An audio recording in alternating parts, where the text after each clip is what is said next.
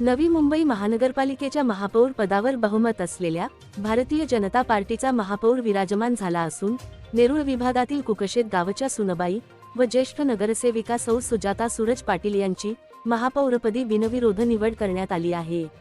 महापालिकेच्या निवडणूक विशेष महासभेत कोणताही विरोध न होता सौ पाटील यांची निवड जाहीर करण्यात आली।